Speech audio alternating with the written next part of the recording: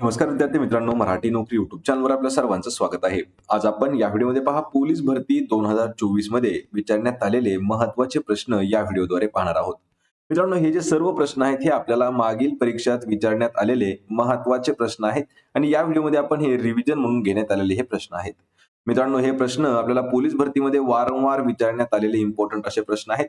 त्यामुळे आपल्याला या व्हिडिओची जर पीडीएफ डाउनलोड करायची असेल तर मराठी नोकरी या नावाने आपलं टेलिग्राम चॅनल आहे, सोबतच व्हॉट्सअप ग्रुप देखील आहे. दोघांच्याही लिंक्स मी तुम्हाला डिस्क्रिप्शन मध्ये देत आहे, त्या ठिकाणी जाऊन आपण त्यांना जॉईन करा. आणि मित्रांनो, चॅनलवरती जर नवीन असाल तर लगेच आपल्या मराठी नोकरी या युट्यूब चॅनलला सबस्क्राईब करा, म्हणजे आपल्याला सर्व सरळ सेवा स्पर्धासाठी महत्त्वाचे प्रिव्हियस क्वेश्चन पेपर या ठिकाणी आपल्याला पाहायला मिळतील. चला तर व्हिडिओला सुरुवात करूया.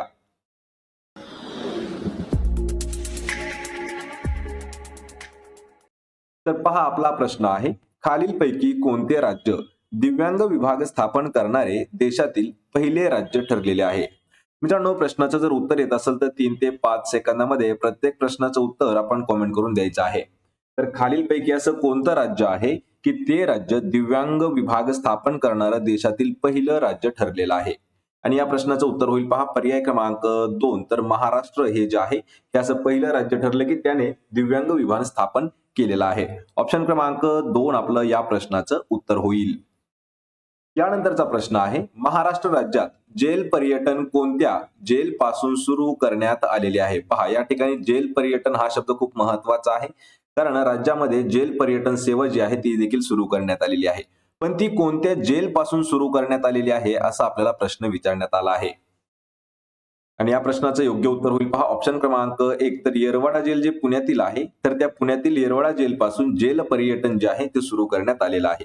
आणि मित्रांनो, हा प्रश्न आपल्याला 2023 आणि 2024 या दोनही वर्षी विचारण्यात आलेला आहे. लक्षात ठेवा, येणारी जी पोलीस भरती असणार आहे 2025 ची, त्यासाठी सुद्धा हा प्रश्न खूप इम्पॉर्टंट असणार आहे. आणि सर्वच्या सर्व 35 प्रश्न आपल्याला खूप महत्वाचे आहेत, जेणेकरून आपल्याला 2025 म्हणजे येणाऱ्या डिसेंबर जानेवारी मध्ये जी पोलीस भरती आहे ती खूप महत्वाची ठरणार आहे. पर्याय क्रमांक 1 आपलं या प्रश्नाचं उत्तर होईल.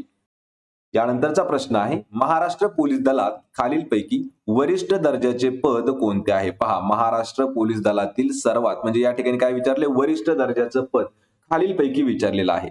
तर या ठिकाणी उत्तर काय असणार आहे, पोलीस सह आयुक्त. लक्षात ठेवा, ऑप्शन क्रमांक 2. तर पोलीस सह आयुक्त हे जे आहे हे दिलेल्यापैकी वरिष्ठ असणारं पद आहे. या ठिकाणी अजून एक प्रश्न आपल्याला विचारला जातो. पहा मित्रांनो, सर्वात महत्वाचा प्रश्न आहे, महाराष्ट्र पोलीस दलातील सर्वोच्च पद कोणतं असतं? तर पोलीस महासंचालक. पहा, पोलीस महासंचालक हे जे आहे हे सर्वात मोठं पद असतं पहा आपल्या महाराष्ट्र पोलीस दलामध्ये.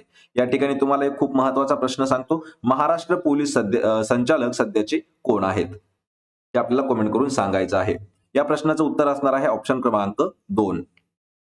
यानंतरचा प्रश्न आहे, नवी मुंबई पोलीस आयुक्तालयाच्या हद्दीमध्ये कोणत्या जिल्ह्यांच्या भागाचा समावेश होतो?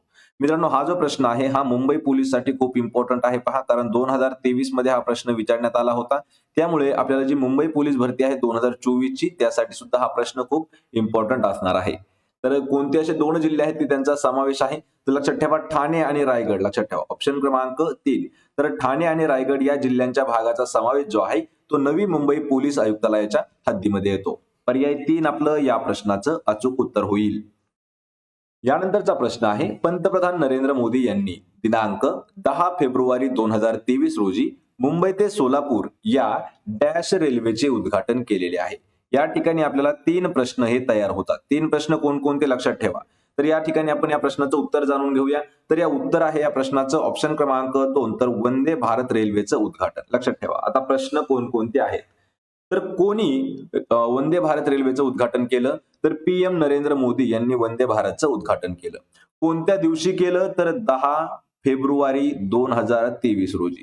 कोणत्या ठिकाणाहून आहे? कोणतं ठिकाण? मुंबई ते सोलापूर या ठिकाणात आहे वंदे भारत. हे 3 प्रश्न आपल्याला खूप महत्वाचे असणारे प्रश्न आहेत. आणि या प्रश्नाचं उत्तर काय होईल? पर्याय क्रमांक 2. यानंतरचा प्रश्न आहे, नुकत्याच पार पडलेल्या T20 वर्ल्ड कप क्रिकेट मालिकेचा मॅन ऑफ द टुर्नामेंट कोणाला घोषित करण्यात आलेला आहे? मित्रांनो, हा प्रश्न खूप महत्वाचा आहे पहा. मे, जून, जुलै हे जे 3 महिने आहेत, तर यामध्ये T20 2024 याचा वर्ल्ड कप झालेला आहे आणि त्यावरच हा प्रश्न विचारण्यात आलेला आहे. T20 2024 वर्ल्ड कपचा मॅन ऑफ द टुर्नामेंट हा कोणाला देण्यात आलेला आहे?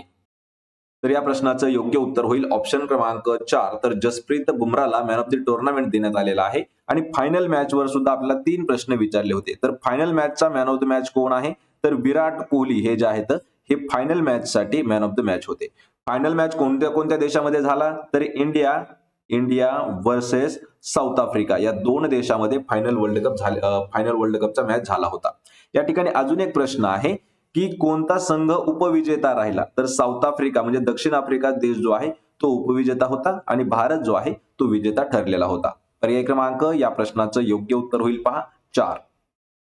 यानंतरचा प्रश्न आहे महाराष्ट्रातील पहिले मेगा फूड पार्क हे डॅश साली सातारा येथे स्थापन करण्यात आले आहे. तर पहिलं आपल्या महाराष्ट्रातील मेगा फूड पार्क हे जे आहे हे ऑप्शन क्रमांक 4 तर मार्च 2018 मध्ये स्थापन करण्यात आलेलं आहे. या ठिकाणी देखील आपल्याला 2 प्रश्न हे तयार होतात. महाराष्ट्रातील पहिलं मेगा फूड पार्क कोणत्या जिल्ह्यामध्ये स्थापन करण्यात आलं? तर पहा जिल्हा आहे तो कोणता? तर सातारा या जिल्ह्यात स्थापन करण्यात आलं.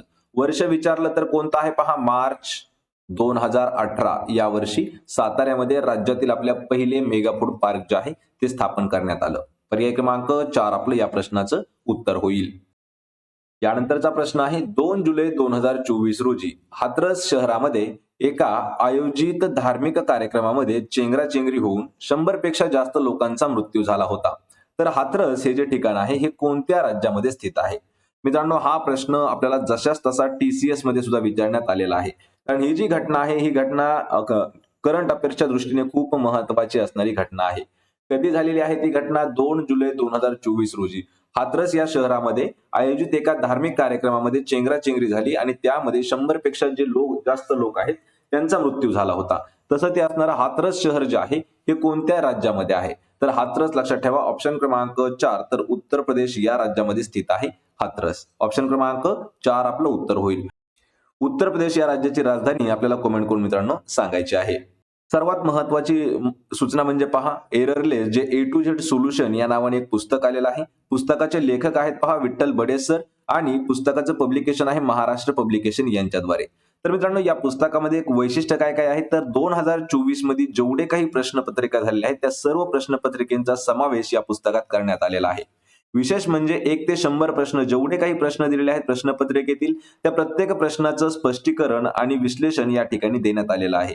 येणाऱ्या पोलीस भरतीसाठी काही खास महत्वाच्या ज्या काही स्ट्रॅटेजी असतील त्या देखील या ठिकाणी घेण्यात आलेल्या आहेत. या पुस्तकामध्ये मित्रांनो 20,000 पेक्षा जास्त प्रश्नांचा अभ्यास म्हणून त्यांनी दिलेला आहे. आणि या पुस्तकाचा एरर म्हणजे खूप मायनर असू शकतो कारण यामध्ये एररलेस दिलेला आहे म्हणजेच एरर नसण्याची शक्यता आहे.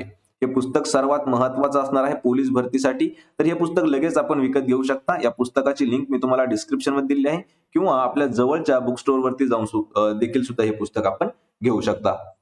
यानंतरचा प्रश्न आहे राज्यसभेचे सभापती कोण आहेत? पहा राज्यसभेचे सभापती. मित्रांनो हा प्रश्न खूप महत्वाचा आहे. हा प्रश्न आपल्याला 2023 ला देखील विचारण्यात आलेला आहे, 2024 ला देखील विचारण्यात आलेला आहे आणि हा प्रश्न जवळपास आपल्याला दरवर्षी विचारण्यात येतो. तर त्या ठिकाणी प्रत्येक वर्षी म्हणण्यापेक्षा काही काही वर्षानंतर राज्यसभेचे सभापती हे बदलत असतात. तर सध्याचे विचारलं तर ऑप्शन क्रमांक 2 तर जगदीप धनखड हे जे आहेत हे राज्यसभेचे सभापती आहेत. आणि जगदीप धनखड हे जे आहेत हे सध्याचे आपले उपराष्ट्रपती देखील आहेत. लक्षात ठेवा उपराष्ट्रपती जगदीप धनखड आणि तेच राज्यसभेचे सभापती असतात. पर्याय क्रमांक 2 आपलं या प्रश्नाचं उत्तर होईल. यानंतरचा प्रश्न आहे एका नवीन विश्लेषणानुसार बेकायदेशीर शार्क व्यापारामध्ये कोणते राज्य अव्वल स्थानी आहे? पहा एक विश्लेषण आलं आहे की त्यामध्ये पायरसी म्हणजे काय तर बेकायदेशीर शार्क व्यापार जो आहे तो कोणत्या राज्यामध्ये सर्वात जास्त चालतो? तर या प्रश्नाचं उत्तर होईल पर्याय क्रमांक 1 तर तामिळनाडू या राज्यामध्ये बेकायदेशीर शार्क व्यापार जो आहे हे सर्वात जास्त चालतो. त्यामुळे हे जे राज्य आहे तामिळनाडू हे सर्वात पहिल्या क्रमांकावरती आहे. पर्याय क्रमांक 1 आपलं या प्रश्नाचं उत्तर होईल. यानंतरचा प्रश्न आहे महाराष्ट्रात कोणत्या शहराचे नामकरण धाराशिव असे करण्यात आलेले आहे? मित्रांनो हा प्रश्न खूप महत्वाचा आहे आणि हा प्रश्न आपल्याला 2024 मध्ये खूप वेळा विचारण्यात आलेला आहे. कारण असे प्रश्न आपल्याला येण्याची शक्यता आहे कारण हे जे आहेत काही असे महत्वाचे जिल्हे आपल्या राज्यामधील 3-4 जिल्हे की ज्यांचे नाव बदल करण्यात आले आहेत पहा त्यामुळे असे प्रश्न आपल्याला येण्याची शक्यता असते. यामध्ये आपण महत्वाचं एक विश्लेषण देखील पाहणार आहोत. तर धाराशिव असं नामकरण कोणत्या शहराचं करण्यात आलं? तर या प्रश्नाचं योग्य उत्तर असणार आहे पहा ऑप्शन क्रमांक 2. तर उस्मानाबाद या शहराचं नामकरण धाराशिव असं करण्यात आलेलं आहे. या ठिकाणी आपल्याला अजून एक प्रश्न विचारला जातो की उस्मानाबाद जिल्ह्याचं प्राचीन नाव काय होतं. लक्षात ठेवा, उस्मानाबाद जिल्ह्याचं प्राचीन नाव देखील धाराशिव होतं. या ठिकाणी अजून एक इम्पॉर्टंट गोष्ट आहे पहा, छत्रपती संभाजीनगर. तर छत्रपती संभाजीनगर हे जे आहे हे औरंगाबाद या जिल्ह्याचं नवीन नाव आहे. लक्षात ठेवा, हा प्रश्न खूप महत्वाचा आहे. आणि औरंगाबाद किंवा आपलं छत्रपती संभाजीनगर जे आहे त्याचं प्राचीन नाव जर विचारलं तर प्राचीन नाव आहे पहा खडकी. कोणाचं? छत्रपती संभाजीनगरचं प्राचीन नाव खडकी आहे. नंतर औरंगाबाद ठेवण्यात आलं आणि औरंगाबाद नंतर आता छत्रपती संभाजीनगर ठेवण्यात आलं आहे. या ठिकाणी पहा अहमदनगर, यावर देखील आपल्याला प्रश्न येण्याची शक्यता आहे. कारण अहमदनगर या जिल्ह्याचं नाव देखील बदलण्यात आलेलं आहे आणि सध्या याचं नाव अहिल्यादेवी नगर असं ठेवण्यात आलेलं आहे. अहिल्यादेवी नगर हे जे आहे हे अहमदनगरचं नाव ठेवण्यात आलेलं आहे, म्हणजे नवीन नामकरण करण्यात आलेलं आहे. पर्याय क्रमांक 2 आपलं या प्रश्नाचं योग्य उत्तर होईल. यानंतरचा प्रश्न आहे, मुंबईचा सिंह या टोपण नावाने खालीलपैकी कोणाला ओळखण्यात येते? मुंबईचा सिंह.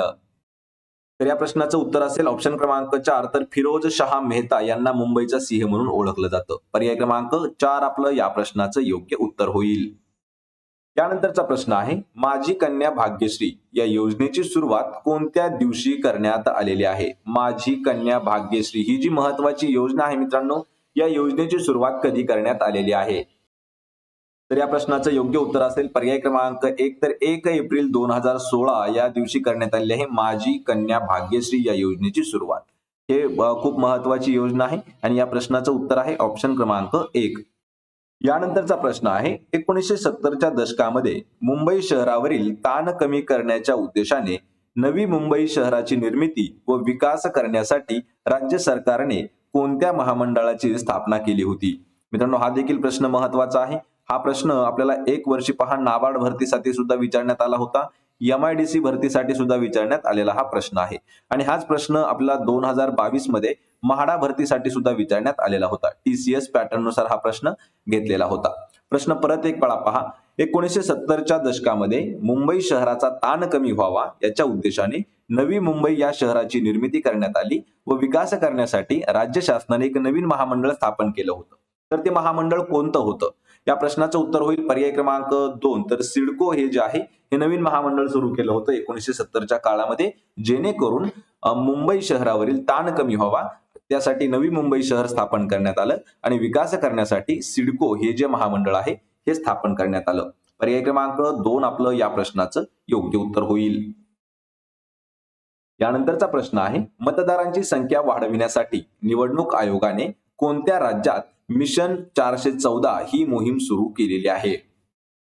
या प्रश्नाचं उत्तर होईल ऑप्शन क्रमांक 1. तर हिमाचल प्रदेश या राज्यामध्ये पहा मिशन 414 ही जी मोहीम आहे ही सुरू केलेली आहे, जेणेकरून याचा उद्देश काय आहे? मतदारांची संख्या ही वाढवण्याचा निवडणूक आयोगाचा विचार होता. त्यामुळे मिशन 414 मिशन 414 ही जी मोहीम आहे ही सुरू करण्यात आली हिमाचल प्रदेशमध्ये. पर्याय 1 आपलं या प्रश्नाचं उत्तर होईल. यानंतरचा प्रश्न आहे, रशियन बनावटीच्या कोणत्या आधुनिक असॉल्ट रायफलचे उत्पादन भारतामध्ये केले जात आहे? मित्रांनो लक्षात ठेवा, रशियन बनावटीची एक आधुनिक असणारी असॉल्ट रायफल आहे, अशी कोणती आहे की तिचं उत्पादन आपल्या भारत देशामध्ये केलं जातं? या प्रश्नाचं उत्तर होईल पर्याय क्रमांक 1. तर AK-203 जसं AK-47 असतं मित्रांनो, त्याच पद्धतीने AK-203 ही जी रायफल आहे असॉल्ट रायफल, तिचं जे उत्पादन आहे हे आपल्या भारत देशामध्ये केलं जात आहे. ऑप्शन क्रमांक 1 आपलं या प्रश्नाचं उत्तर होईल. आणि मित्रांनो, हा जो प्रश्न आहे हा आपल्याला SRPF मध्ये विचारण्यात आलेला होता आणि हा सेंट्रल गव्हर्नमेंटच्या आपल्याला CRPF मध्ये सुद्धा विचारण्यात आलेला प्रश्न होता. त्यामुळे हा प्रश्न खूप इम्पॉर्टंट असणारा प्रश्न आहे. अशाच जे काही प्रश्न असतील किंवा व्हिडिओ जे असतील त्यांच्या PDF मिळवण्यासाठी डिस्क्रिप्शन मध्ये लिंक दिलेली आहे मराठी नोकरी टेलिग्राम चॅनलची, त्याला देखील आपण जाऊन जॉईन करा. त्या ठिकाणी आपण भरपूर अशा PDF ज्या आहेत ह्या पोस्ट केलेल्या आहेत. सरळ सेवेसाठी सर्वात महत्वाचं असणारं हे चॅनल आहे. यानंतरचा प्रश्न आहे, दिनांक 1 जुलै 2024 पासून भारतामध्ये लागू करण्यात आलेल्या प्रमुख कायद्यांपैकी कोणत्या कायद्यामध्ये विविध अपराधांची व्याख्या व शिक्षा कलमे दिलेली आहेत? पहा, या ठिकाणी 1 जुलै 2024 पासून भारतामध्ये एक नवीन अजून कायदा लागू करण्यात आलेला आहे आणि असा तो कोणता कायदा आहे की त्या कायद्यामध्ये विविध अपराध, त्यांच्या व्याख्या म्हणजे अपराध कसे असतात, त्यांची डेफिनेशन आणि शिक्षा आणि त्यावर दिलेली जी काही कलमं आहेत तर ती कोणता प्रमुख कायदा आहे? तर या प्रश्नाचं उत्तर असणार आहे ऑप्शन क्रमांक 2, तर भारतीय न्याय संहिता हा जो कायदा आहे यामध्ये 1 जुलै 2024 पासून या कायद्यामध्ये विविध अपराध कसे असतील, त्यांची शिक्षा कशी असेल आणि त्यांची कलम कोणती असतील याची माहिती दिलेली आहे. पर्याय क्रमांक 2 आपलं या प्रश्नाचं योग्य उत्तर होईल. यानंतरचा प्रश्न आहे, सन 2020 मध्ये स्पेशल किसान रेल मध्ये भरलेली 205 टन संत्री भरून नागपूर येथून कोणत्या ठिकाणी पाठवण्यात आली होती? या प्रश्नाचं उत्तर होईल पर्याय क्रमांक 2, तर नवी दिल्ली या ठिकाणी 2020 साली किसान रेलमध्ये भरलेली जी 205 टन संत्री होती ही नागपूर या ठिकाणाहून नवी दिल्ली या ठिकाणी पाठवण्यात आलेली होती. पर्याय क्रमांक 2 आपलं या प्रश्नाचं योग्य उत्तर होईल. यानंतरचा प्रश्न आहे, चंद्राच्या दक्षिण ध्रुवावर, दक्षिण ध्रुव म्हणजे काय, तर चंद्राचा जो साऊथ पोल आहे त्या साऊथ पोलवरती यशस्वीपणे लँडर उतरवणारा जगातील पहिला देश कोणता ठरलेला आहे? मित्रांनो, हा प्रश्न खूप वेळा विचारला जाऊ शकतो कारण आपल्याला 2024 मध्ये हा प्रश्न विचारण्यात आलेला आहे आणि जी बँकिंग परीक्षा झाली त्यामध्ये सुद्धा जीके मध्ये हा प्रश्न विचारण्यात आला होता. चंद्राच्या दक्षिण ध्रुवावर यशस्वीपणे लँडर उतरवणारा जगातील पहिला देश कोणता ठरला? तर लक्षात ठेवा पर्याय क्रमांक 3, तर भारत हा जो देश आहे हा साऊथ पोलवर, चंद्राच्या साऊथ पोलवर जाणारा किंवा लँडर उतरवणारा जगातील पहिला देश ठरलेला आहे. पर्याय क्रमांक 3 आपलं या प्रश्नाचं उत्तर होईल. यानंतरचा प्रश्न आहे, 24 जानेवारी 2024 रोजी नवी दिल्लीत कोणी हमारा संविधान हमारा सन्मान या मोहिमेचे उद्घाटन केले? या ठिकाणी एक मोहीम आहे पहा, किंवा त्याला आपण उपक्रम देखील म्हणू शकतो. हमारा संविधान हमारा सन्मान याचं उद्घाटन कोणी केलं आहे? तर याचं उद्घाटन जे आहे हे केलेलं आहे जगदीप धनकड यांनी. लक्षात ठेवा पर्याय क्रमांक 3, जगदीप धनकड यांनी उद्घाटन केलेलं आहे. कधी केलं आहे? 24 जानेवारी 2024 रोजी. कधी कधी प्रश्न विचारला जाऊ शकतो कोणत्या ठिकाणी केलं, तर ते केलेलं आहे पहा नवी दिल्ली या ठिकाणी. या ठिकाणचे जे काही 4 ऑप्शन आहेत ते 4ही ऑप्शन मित्रांनो खूप महत्वाचे आहेत.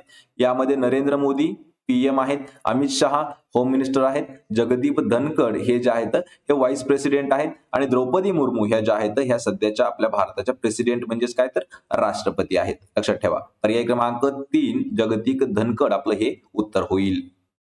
यानंतरचा प्रश्न आहे, नागरिकत्व दुरुस्ती अधिनियमानुसार खालीलपैकी कोणत्या देशातील स्थलांतरितांना भारतीय नागरिकत्व मिळण्यासाठी अर्ज करण्याची तरतूद करण्यात आलेली आहे? मित्रांनो, हा देखील प्रश्न खूप महत्वाचा असणारा प्रश्न आहे. या ठिकाणी आपल्याला ऑप्शन मध्ये श्रीलंका देश हा जो आहे हा 3ऱ्या क्रमांकावरती आहे पहा. श्रीलंका देश या ठिकाणी थोडंसं मिसप्रिंट झालेलं आहे आणि या प्रश्नाचं योग्य उत्तर काय असणार आहे? ऑप्शन क्रमांक 1, तर अफगाणिस्तान या देशाला. लक्षात ठेवा नागरिकत्व दुरुस्ती जो अधिनियम आहे तर त्यानुसार अफगाणिस्तान देशातील जे स्थलांतरित नागरिक आहेत, भारतीय नागरिक आहेत, त्यांना नागरिकत्व मिळवण्यासाठी अर्ज करण्याची तरतूद जी आहे ती करण्यात आलेली आहे. पर्याय क्रमांक 1 आपलं या प्रश्नाचं उत्तर होईल अफगाणिस्तान. त्यानंतरचा प्रश्न आहे, समान नागरी कायदा करणारे देशातील पहिले राज्य कोणते ठरलेले आहे? पहा, समान नागरी कायदा करणारे देशातील पहिले राज्य उत्तर होईल याचं पर्याय क्रमांक 3, तर उत्तराखंड. पहा, युके उत्तराखंड हे राज्य आपल्या भारतामध्ये समान नागरी कायदा करणाऱ्या देशातील पहिलं राज्य ठरलं आहे. पर्याय क्रमांक 3 आपलं या प्रश्नाचं उत्तर होईल. यानंतरचा प्रश्न आहे, मारुती चितमपल्ली कोणत्या क्षेत्राशी निगडित व्यक्तिमत्व आहे? मारुती चितमपल्ली मित्रांनो यांच्यावरती आपल्याला 7वी 8वी ला काही महत्वाचे पाठ देखील आले आहेत मराठी पुस्तकामध्ये. तर त्यातीलच हे आहेत मारुती चितमपल्ली. तर हे जे आहेत हे निसर्ग अभ्यासक या क्षेत्राशी संबंधित आहेत. ऑप्शन क्रमांक 2 आपलं या प्रश्नाचं योग्य उत्तर होईल निसर्ग अभ्यासक.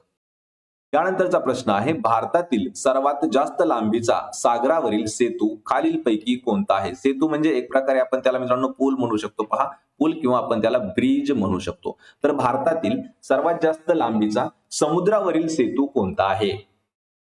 उत्तर आहे त्याचं पर्याय क्रमांक 3, तर अटल सेतू जो आहे हा आपल्या भारतातील सर्वात जास्त लांबीचा समुद्रावरील असणारा ब्रिज आहे. पर्याय 3 आपलं या प्रश्नाचं योग्य उत्तर होईल.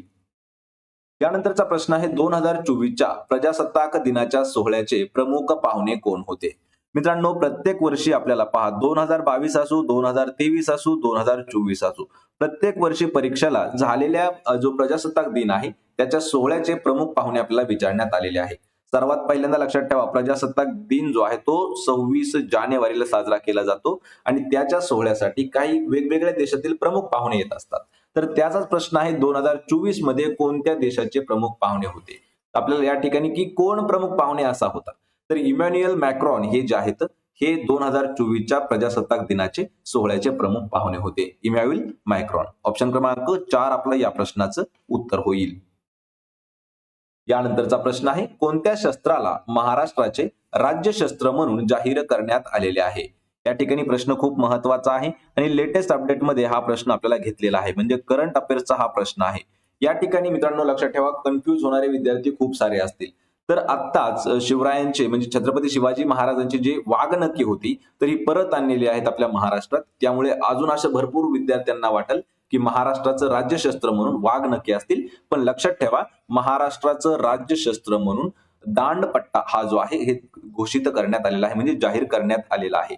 वाघनखे करण्यात आलेले नाहीत, कारण हा प्रश्न आपण कम्युनिटीमध्ये घेतला होता. त्या ठिकाणी आपल्याला जवळपास 28% विद्यार्थ्यांचं उत्तर हे चुकीचं होतं. दांडपट्टा हा जो आहे हा महाराष्ट्राचं राज्यशस्त्र म्हणून त्याला जाहीर केलेला आहे. पर्याय क्रमांक 2 आपलं या प्रश्नाचं उत्तर होईल. यानंतरचा प्रश्न आहे, 97वे अखिल भारतीय मराठी साहित्य संमेलन कोणत्या ठिकाणी पार पडले? यावरती आपल्याला कोणत्या ठिकाणी पार पडले खूप वेळा प्रश्न विचारला. त्याचे अध्यक्ष कोण होते हे देखील प्रश्न विचारला. तर त्यासाठी आपल्याला 95 ते 97 जेवढे काही अखिल भारतीय मराठी साहित्य संमेलन झाले तर त्याचं महत्वाचं ठिकाण आणि त्याचे अध्यक्ष कोण होते यावरती भर देणं गरजेचं आहे, कारण परीक्षेला हे प्रश्न नेहमी विचारण्यात आलेले आहेत. तर 97 जे अखिल भारतीय मराठी साहित्य संमेलन झालं हे अंमळनेर या ठिकाणी पार पडलं. पर्याय क्रमांक 3 आपलं या प्रश्नाचं योग्य उत्तर होईल, अंमळनेर. यानंतरचा प्रश्न आहे, 96व्या ऑस्कर पुरस्कार सोहळ्यादरम्यान कोणत्या चित्रपटास सर्वोत्कृष्ट चित्रपट पुरस्कार प्रदान करण्यात आलेला आहे? पहा, कितव्या 96व्या ऑस्कर पुरस्कार सोहळ्यामध्ये कोणत्या चित्रपटाला सर्वोत्कृष्ट चित्रपट पुरस्कार देण्यात आलेला आहे? तर तो चित्रपट आहे ऑप्शन क्रमांक 4 ओपनहायमर हा जो चित्रपट आहे याला 96वा ऑस्कर पुरस्कार सोहळ्याच्या मध्ये सर्वोत्कृष्ट चित्रपट म्हणून पुरस्कार देण्यात आलेला आहे. पर्याय 4 आपलं या प्रश्नाचं योग्य उत्तर होईल. यानंतरचा प्रश्न आहे, सौर ऊर्जा निर्मितीमध्ये भारताचा जगात कितवा क्रमांक आहे? पहा, सौर ऊर्जेमध्ये भारताचा कितवा क्रमांक आहे मित्रांनो? हा प्रश्न खूप महत्वाचा आहे आणि भारताचा 3रा क्रमांक आहे जगामध्ये सौर ऊर्जेच्या बाबतीमध्ये. पर्याय क्रमांक 3 आपलं या प्रश्नाचं योग्य उत्तर होईल. यानंतरचा प्रश्न आहे, भारतीय अंतराळवीरांना अंतराळात घेऊन जाण्यासाठी इस्रोद्वारे कोणती मोहीम राबवण्यात येते? हा प्रश्न देखील खूप महत्वाचा आहे. भारतीय जे ऍस्ट्रॉनॉट आहेत त्यांना अंतराळात घेऊन जाण्यासाठी इस्रोद्वारे कोणती मोहीम राबवण्यात येते? तर त्या मोहिमेला म्हटलं जातं पर्याय क्रमांक 1 तर गगनयान त्या मोहिमेचं नाव आहे. लक्षात ठेवा, चंद्रयान नाही यावर देखील प्रश्न खूप महत्वाचा विचारण्यात आलेला आहे. ऑप्शन क्रमांक 1 आपलं या प्रश्नाचं उत्तर होईल. त्यानंतरचा प्रश्न आहे, खालीलपैकी विषाणूमुळे होणारा रोग कोणता आहे? पहा, खालीलपैकी असा कोणता रोग जो आहे तो विषाणू म्हणजेच काय तर व्हायरसमुळे होणारा रोग आहे आणि तो रोग म्हणजे आहे ऑप्शन क्रमांक 4 तर गोवर हा आजार विषाणूमुळे होणारा आजार आहे. आतापर्यंत आपल्याला जी आरोग्य भरती झाली मित्रांनो त्यामध्ये हा प्रश्न खूप वेळा विचारण्यात आला होता. पर्याय 4 आपलं या प्रश्नाचं उत्तर होईल. त्यानंतरचा प्रश्न आहे, स्वातंत्र्यवीर सावरकर यांनी कोणत्या क्रांतिकारी संघटनेची स्थापना केली होती? मित्रांनो, जेवढे काही इतिहासामध्ये महापुरुष झाले तर त्यांनी कोणत्या ना कोणत्या संघटनेची स्थापना ही केलेली आहे. त्यामुळे आपण एका व्हिडिओमध्ये संस्था आणि त्यांचे संस्थापक, इतिहासामध्ये झालेल्या संस्था आणि त्यांचे संस्थापक जे आहेत हे आपण एका व्हिडिओमध्ये घेतलेले आहेत. त्याची लिंक मी तुम्हाला लवकरच डिस्क्रिप्शन मध्ये देत आहे. आणि या प्रश्नाचं उत्तर काय होईल? पर्याय क्रमांक 1 तर अभिनव भारत ही जी संघटना आहे त्या संघटनेची स्थापना जी आहे ही स्वातंत्र्यवीर सावरकर यांनी केलेली आहे. पर्याय क्रमांक 1 आपलं या प्रश्नाचं उत्तर होईल. प्रश्न 33 आहे, पुणे ते मुंबई मार्गादरम्यान खालीलपैकी कोणता घाट लागतो? महाराष्ट्रातील भूगोल यावर हा प्रश्न विचारण्यात आलेला आहे. पहा, आणि हा प्रश्न खूप महत्वाचा आहे. महाराष्ट्रातील घाट जे आहेत त्यामध्ये हा प्रश्न विचारला जातो. मुंबई ते पुणे या मार्गादरम्यान जो घाट लागतो तर त्या घाटाला म्हटलं जातं पहा बोरघाट. पर्याय क्रमांक 4 आपलं या प्रश्नाचं उत्तर होईल बोरघाट. यानंतरचा प्रश्न आहे, महाराष्ट्रातील पंचायत राज व्यवस्था किती स्तरीय पंचायत राज व्यवस्था आहे? आपल्याला मित्रांनो कधी कधी या प्रश्नाचं उत्तर एका लाईन मध्ये सापडून जातं की महाराष्ट्रातील पंचायत राज व्यवस्था ही जी आहे ही त्रिस्तरीय आहे. लक्षात ठेवा, म्हणजेच ऑप्शन क्रमांक 2 आपलं उत्तर होईल त्रिस्तरीय असणारी पंचायत राज आहे व्यवस्था. पर्याय 2 आपलं या प्रश्नाचं उत्तर होईल. यानंतरचा प्रश्न आहे, खालीलपैकी कोणता भारतीय नागरिकाचा मूलभूत हक्क नाही? पहा, भारतीय नागरिकाचा मूलभूत हक्क खालीलपैकी कोणता नाही असा प्रश्न आहे. आणि मालमत्तेचा जो हक्क आहे हा मूलभूत हक्कामधून वगळण्यात आलेला आहे. यामध्ये मूलभूत हक्क लक्षात ठेवा, घटनात्मक उपाययोजनेचा हक्क हा मूलभूत हक्क आहे, समतेचा हक्क हा मूलभूत हक्क आहे, शोषणाविरुद्धचा हक्क, हे जे तीनही हक्क आहेत हे मूलभूत हक्क आहेत. आणि यामध्ये मालमत्तेचा जो हक्क आहे हे वगळण्यात आलेला आहे मूलभूत हक्कांमधून. ऑप्शन क्रमांक 1 आपलं या प्रश्नाचं योग्य उत्तर होईल. तर मित्रांनो, हे होते महत्वाचे आपले 35 प्रश्न जे आपल्याला विचारण्यात आले होते पहा 2024च्या पोलीस भरतीमध्ये. हे जे प्रश्नसंच आहेत हे आपल्याला 2025च्या पोलीस भरतीच्या सरावासाठी आपण घेत आहोत. त्यामुळे आपल्याला या 35 प्रश्नापैकी किती प्रश्नाची उत्तरं देता आलं हे मला कमेंट करून नक्की सांगा. व्हिडिओ जर आवडले तर व्हिडिओला आपल्या लाईक करत राहा, मित्रांमध्ये व्हिडिओ शेअर करा आणि आपल्या मराठी नोकरी युट्यूब चॅनलला सबस्क्राईब करून ठेवा. म्हणजे मित्रांनो, आपल्याला प्रत्येक स्पर्धा परीक्षेचे प्रश्नसंच या ठिकाणी उपलब्ध करून दिलेले आहेत. प्रत्येक व्हिडिओची पीडीएफ जर मिळवायची असेल आणि पीडीएफ अगदी जर फ्री मिळवायची असेल तर आपलं टेलिग्राम आहे पहा, मराठी नोकरी या नावाने. त्याची देखील लिंक मी तुम्हाला डिस्क्रिप्शन मध्ये दिली आहे, त्या ठिकाणी जाऊन त्याला देखील आपण जॉईन करा. म्हणजे तुम्हाला प्रत्येक व्हिडिओची पीडीएफ अगदी फ्री मध्ये मिळून जाईल. आपण भेटूया पुढच्या एका अशाच नवीन व्हिडिओमध्ये. तोपर्यंत जय हिंद, जय महाराष्ट्र.